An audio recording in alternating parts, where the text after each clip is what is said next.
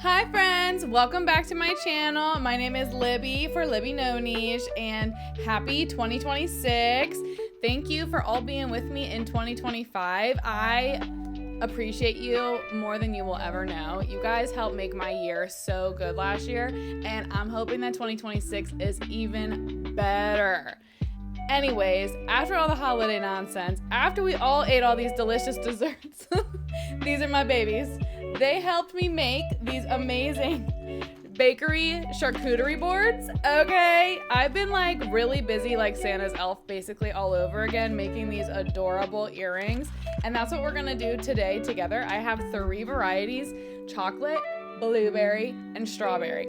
I hope you enjoy, and don't forget to like, subscribe, and comment and tell me what you liked in the video. Let's get started. So this is my first time trying the Kyoker desserts and bread cutters and molds. As you can tell, I'm very excited. I saved us all the time and hassle by mixing up some dessert colors with polymer clay. I used mostly Sculpey Primo, maybe some souffle. And then here I'm just pushing the clay into the mold. It sounds like it should be easy, but this actually takes a good bit of effort. And I used my ball tool to really push the clay in there. I always flip it over to make sure I can see that there's no bubbles or gaps in the clay. Like, I want to make sure that the mold gives me the most crisp impression I can possibly get.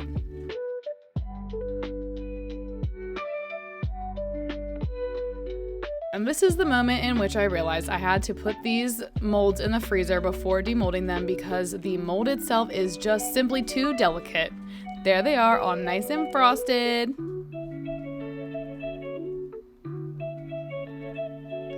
But first, we have to clean everything with alcohol, including our hands, because you know we just had a snack or something before getting back into this clay business.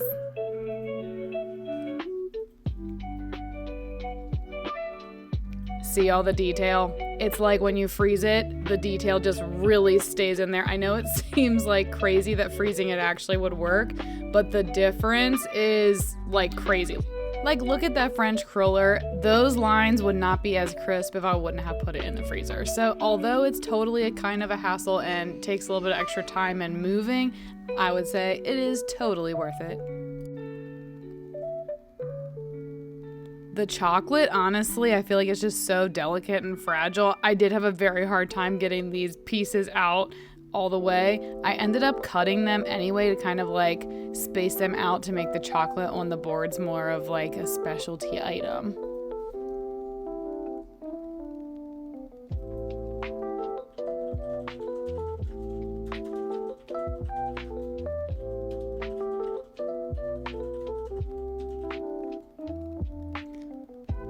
So this is when we make our molds look basic to baked.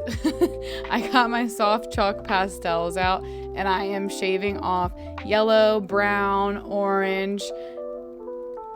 I'm going to use a paintbrush just to add some shading to the clay pastries.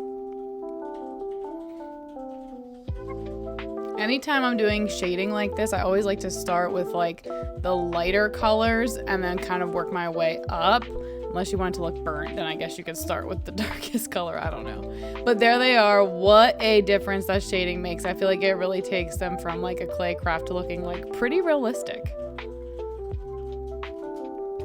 Oh, we are out the oven. Fresh out the oven.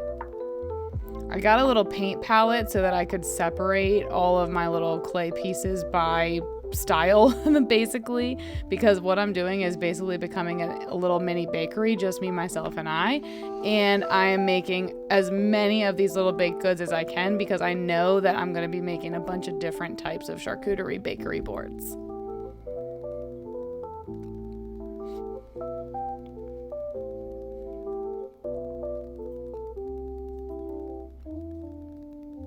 And another set just come out of the freezer. I mixed up a lighter clay for these. These are the blueberry flavored croissants and challah breads. I also cut up like tiny little bits of blue clay to really look like I have blueberries baked in there. And then I'm shading them just like normal. There's my chocolate flavored. So I did a lot of chocolate chip waffles, and I did the same thing where I like cut up a bunch of little already baked chocolate bits to put it in with the dough so that it really seemed like it was like chocolate chip incorporated. I'm just adding some icing for the strawberry and for the blueberry with a couple more little clay bits on top.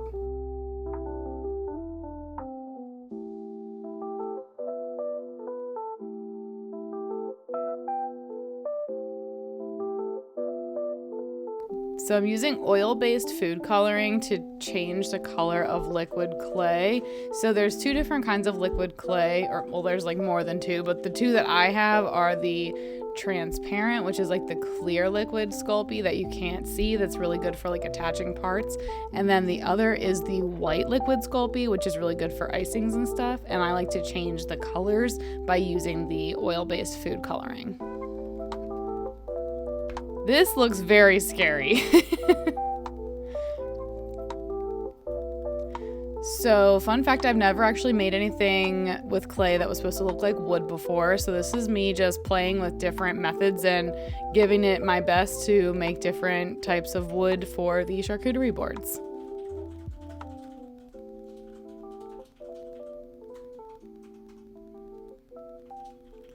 So I'm going in with my first design. I dipped the cutter in cornstarch. I'm kind of measuring here to see how many I think I can fit with this little wood clay slab, because you know I worked so hard for it.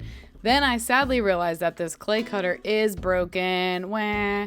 Unfortunately, I wasn't able to just like get a new pack of these cutters and stuff, so I did have to exchange them with Amazon, which was unfortunate because I really like this shape. I like the long shape, but I just tidied it up the best that I could with my X-Acto knife to make it look totally normal, and I feel like you can't even tell.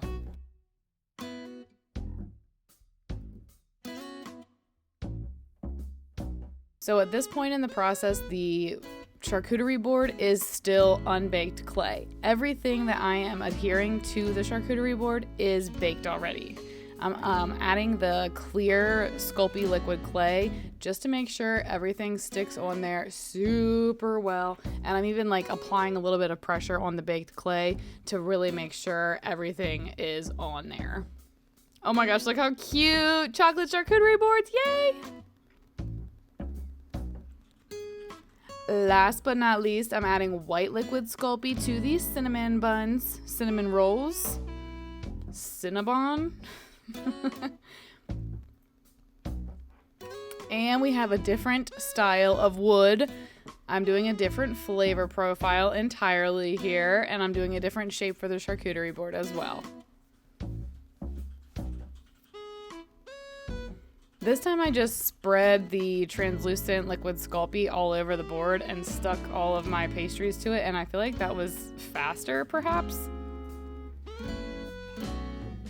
This is my favorite wood. I think of all three of the wood designs I did, by the third one, I would say, by George, I think she's got it.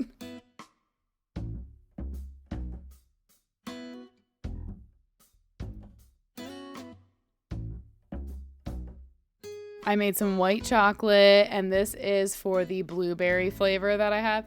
And these little hobby tweezers, I actually stole them from my boyfriend. I am so sorry I couldn't tell you what they're actually called or where to get them, but they are so helpful in this. So they're basically like reverse tweezers where you squeeze them and it releases what you have. So it just will hold on to, like, say the chocolate or like a little waffle or whatever while I get it situated. Then I can release it and then push it into the board with the tweezers. Pretty cool. These are charcuterie boards on a charcuterie board. Oh yeah, if you've been here before, you know that we like to make our own watercolor earring cards. So that's what we're going to do right now, taking a quick clay and assembling break so that we can mix up some colors. I have an idea in mind. Let me know if you're catching the vibe before I tell you what the vibe is, okay? Okay.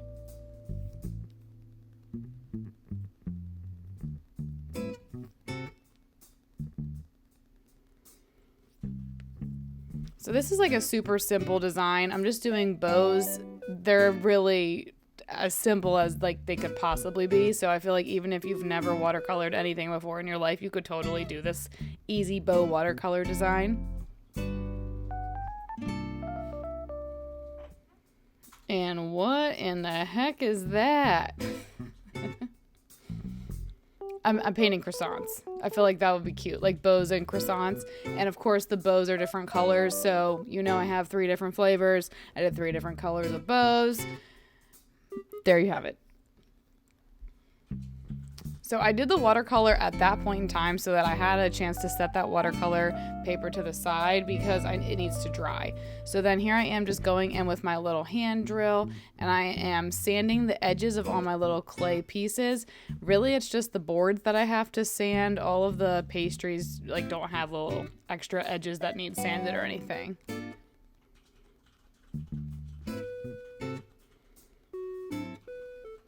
This is very satisfying, the cleanup process. And then I'm drilling the hole. This is no pressure, but if this drill would slip during this, everything would be ruined. So that's so that I can attach the hardware to the charcuterie board so that I can make them dangly earrings.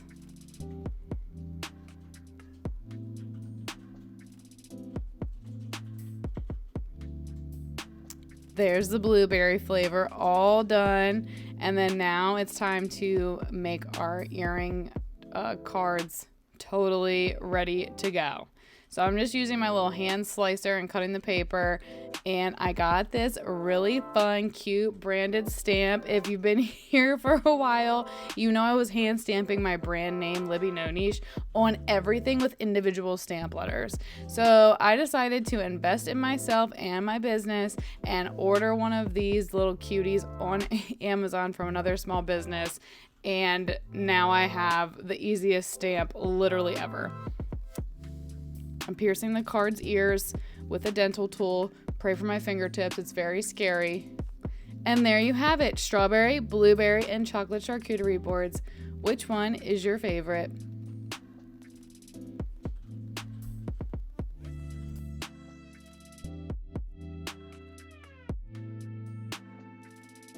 If you made it to the end of my video, thank you so much for watching. I hope you learned something cool and want to try something. If you decide to try to make these or anything inspired by this, feel free to tag me on all of my socials at Libby No Niche. I would love to see it. And just remember, if you don't feel like making it, you can just purchase these in my shop. The link is going to be in my bio. It's my Etsy shop, LibbyNoNicheLLC.etsy.com. And thank you so much for being here, and I can't wait to see you next time. Bye.